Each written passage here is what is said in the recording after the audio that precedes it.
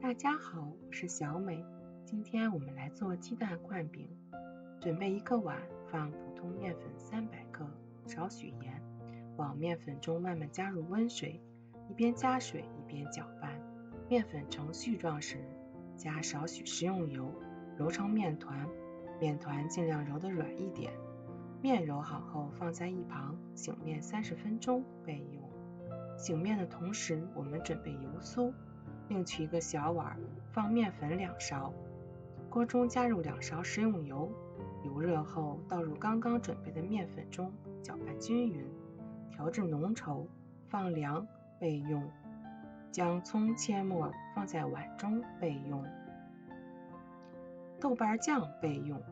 面板上撒些干面粉，将醒好的面团在面板上揉成长条形，切成同样大小的剂子，再将所有的剂子压扁，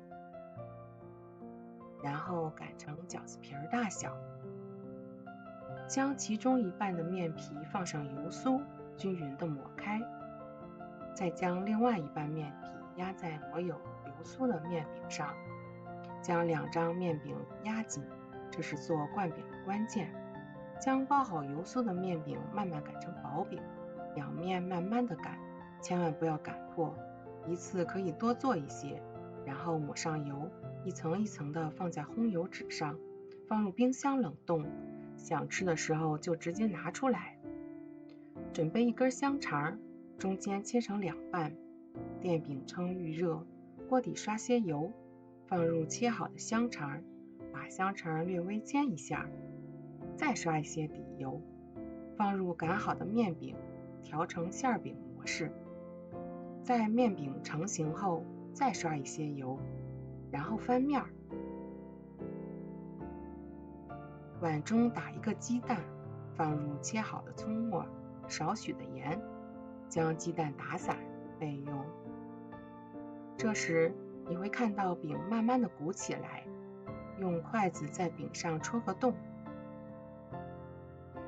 将蛋液慢慢的倒入饼中，期间记得要多翻几次，烙熟就可以了。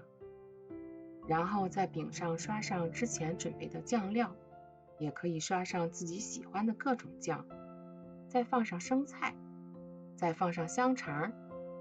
好了，开始享用吧。喜欢我记得关注订阅吧，小美会不定时教大家做各种美味佳肴。谢谢您的支持。